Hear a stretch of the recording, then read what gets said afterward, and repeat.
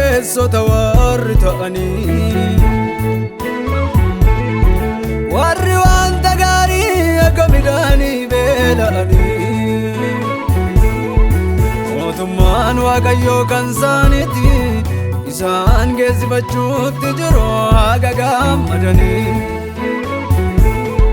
naannoo jiranitti nagaa buusuun kan beekamanii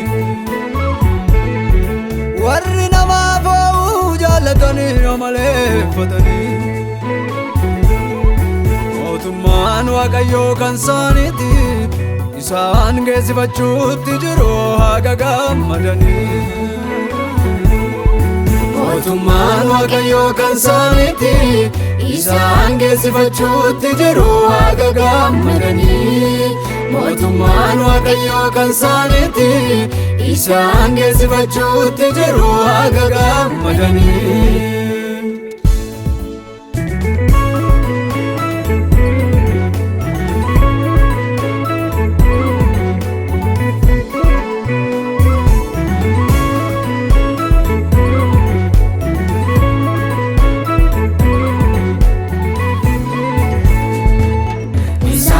rakkina gurguddaa keessa ullookanii dhufanii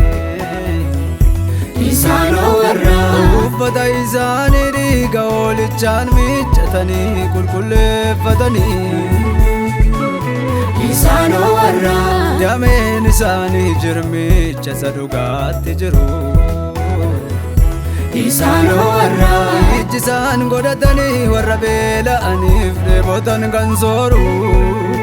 isaanoo warra rakkina gurguddaa keessa ulluukanii dhufanii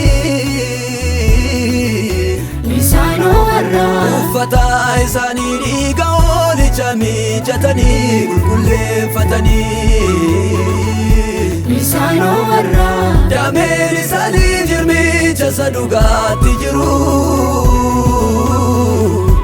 isaanoo warra ijji isaan godhatan warra beela'aniif dheebotan kan sooru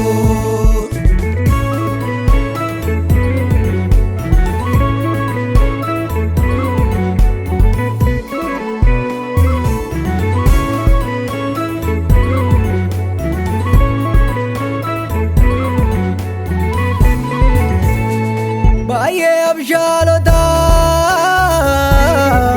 ibsaan isaanis qabsiifamaadha isaan qophaa'oodha mudhiin isaanis hidhatamaadha hundeeffamni isaanii nyaashawaa son ta'e nagaarratti mootummaan Waaqayyoo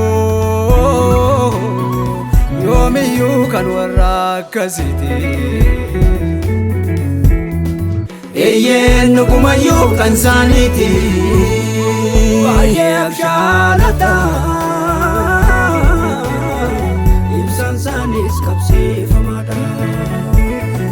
isaan qophaa'oodha mudhiin isaanis hidhatamaadha hundeeffamni isaanii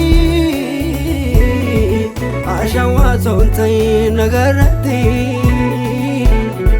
mootummaan Waaqayyoo yoomiyyuu kan warra akkasiiti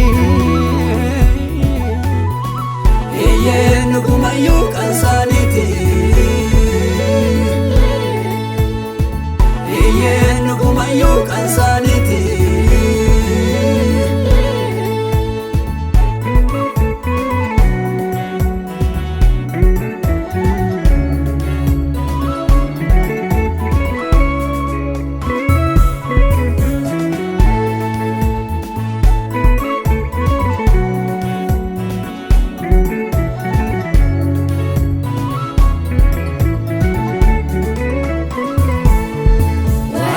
gaara cidhaa Hoolicha Waaqayyootti waamamanii gubaa bineensichaas adda isaaniirraa kan hin qabne arraba isaanii soba dubbachuutti kan eeggatanii jalloota wajjiniin maaddii tokkorraa kan hin nyaanne yaada garaa isaa kan Kiristoos Yesuus qabu isaanii gad of deebisuudhaan warra kaaniif ta'an hojjeta. Isaan akkasiiti mootummaan Waaqayyoo qophaa'ee jireenya hin banneetu galgalaaf taa'ee isaan eeggata. Isaan warra rakkina gurguddaa keessa olluuganii dhufaanii. Isaan warra uffata isaa